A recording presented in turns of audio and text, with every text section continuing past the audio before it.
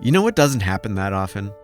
A professional athlete joins a new team and their new teammates say, "This is kind of weird because we hate that guy."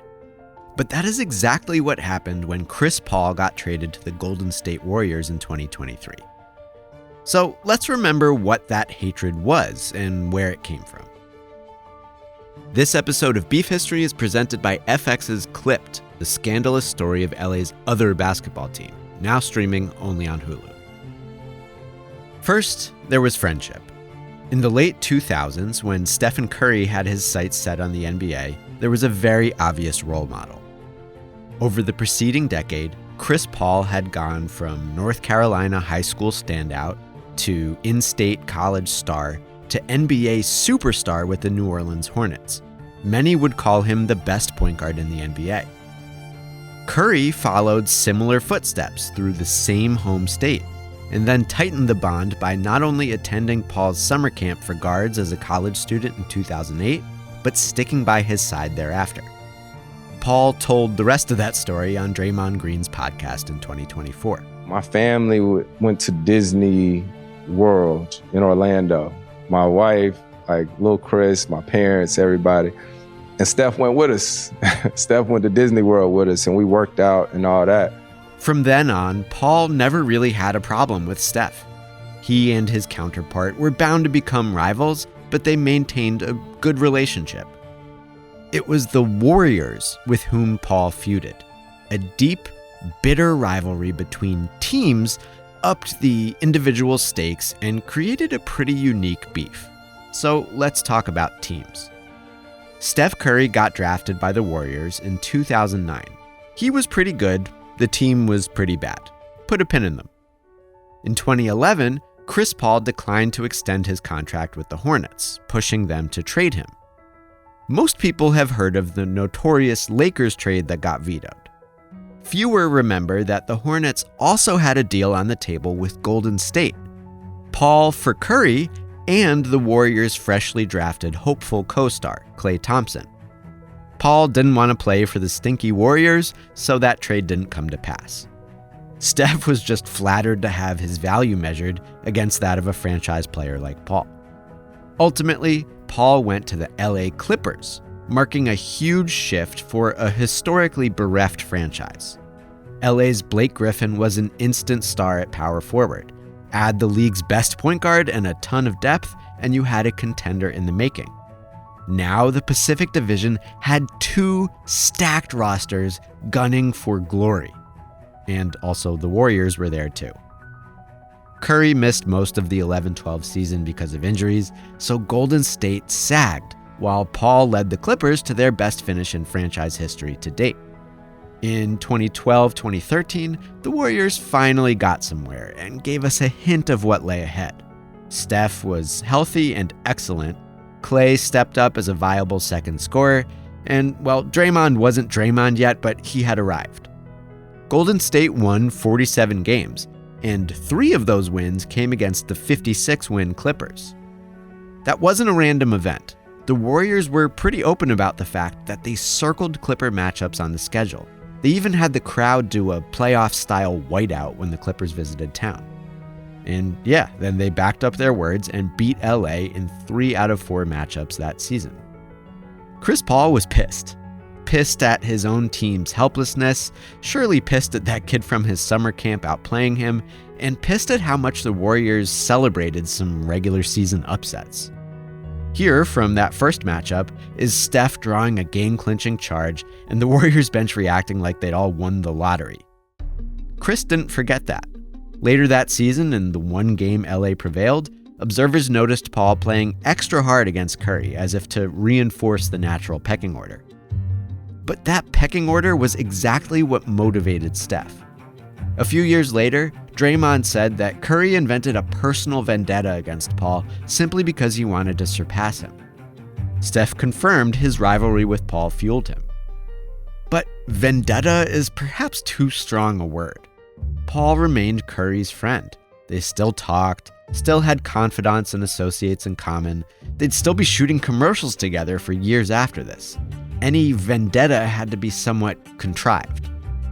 Draymond Green certainly had something to do with that. many years later, in his 2024 podcast episode with Chris Paul, he said as much.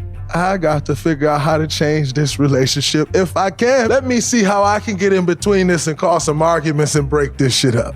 Green's thinking was basically that before Paul could use his mentorship of Curry as a psychological advantage, the Warriors had to make him the enemy. But this is Chris Paul and the Clippers we're talking about. They didn't need any help being enemies.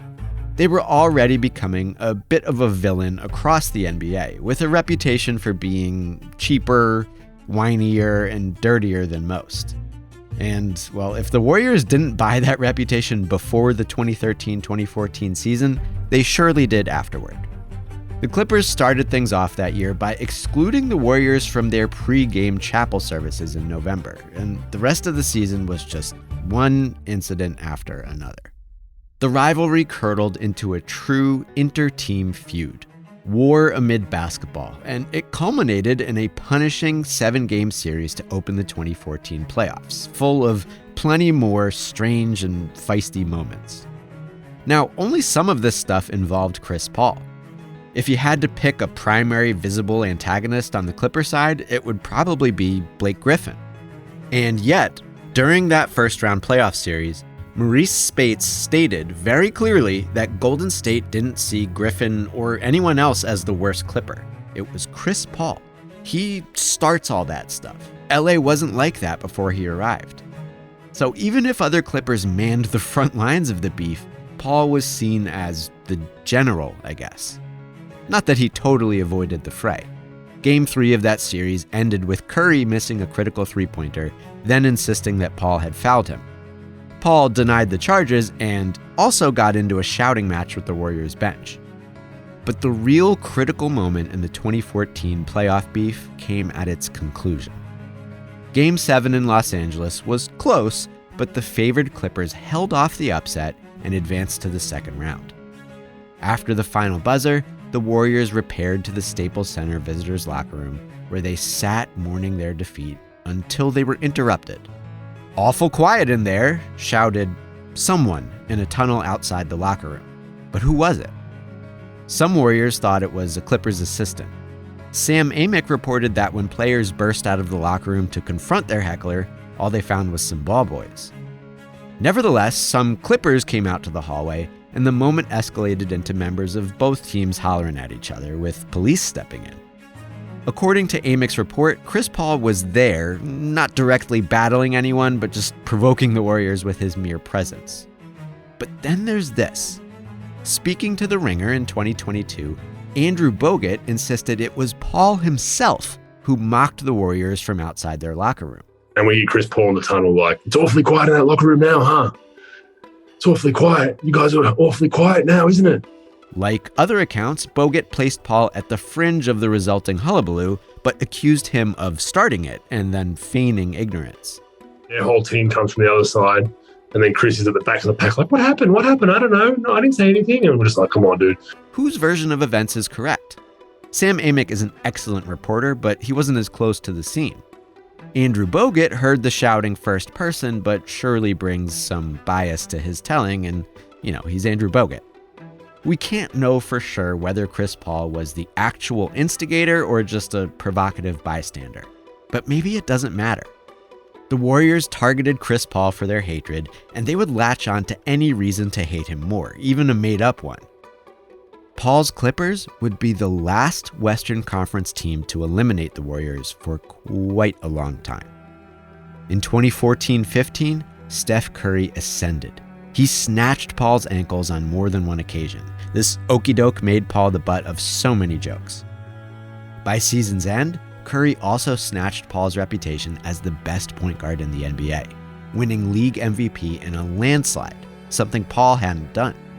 And speaking of things Paul hadn't done, the Warriors shocked the league by winning it all in 2015, from first-round losers to champions in one season. Paul and the still empty-handed Clippers got jumped in line. It had to hurt. Steph said he probably wasn't going to be shooting any more State Farm commercials with Chris. And of course, the Warriors did not budge from the top of the West, while LA unraveled. Paul wouldn't get another crack at the Warriors until his next stop, Houston in 2017. Paul, James Harden, and the Rockets were built to beat the Warriors, obsessed with beating the Warriors. Their failure to do so pushed Paul's beef with Golden State to a new level. 2017-2018 brought us the beef's most famous meme. Paul sharing a laugh with Golden State coach Steve Kerr, only to flip expressions on a dime. Houston won that game, and when the two teams met in the Western Conference Finals, the Rockets were favored to win on that stage too. In Game 4, Paul got tangled up with Green a bit. In Game 5, Paul hit a 3 in Curry's eye, then stole his signature shimmy celebration to rub it in. Houston would go on to win that one and pull ahead 3-2 in the series. But before that victory was in the bag, Paul pulled his hamstring, and the rest is history. He sat Games 6 and 7, which Houston blew in an infamous collapse. Paul was foiled, again. The Warriors won the West, then won it all, again.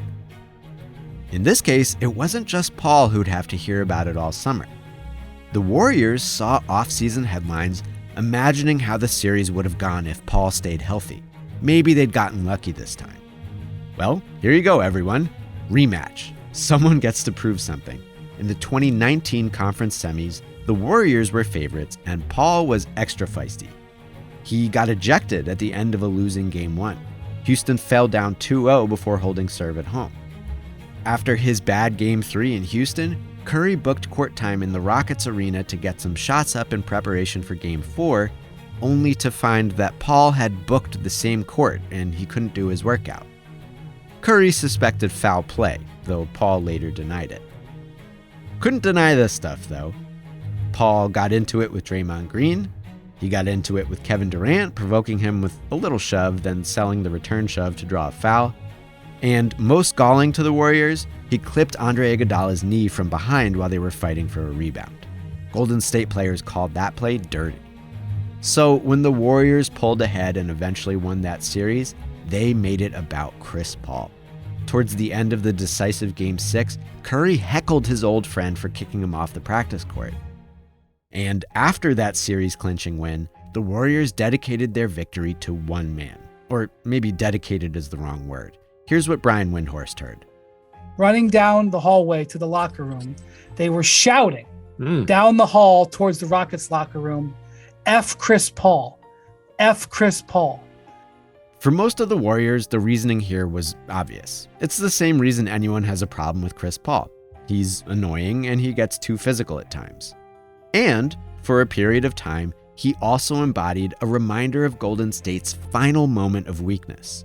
Paul's Clippers were the last Western team to eliminate them before the dynasty, and he may or may not have gone out of his way to rub that in at the time. The Warriors never forgot that. Even Steph, long after it mattered. This bit of lip reading by ESPN comes from 2023. For motivation and for all the ordinary reasons, the Warriors deemed Chris Paul their enemy. Between beating them in 2014, then failing to beat them every year after that, Paul proved more than willing to play that part. In the end, Paul became one with the enemy. He wore colors he once hated, and those enemies swallowed their pride to accept him. That conclusion serves as a reminder that a feud like this one is largely contrived for the purposes of competition. It's a reminder that this story began with a friendship. And, well, it tells you that this is the rare beef with a clear winner.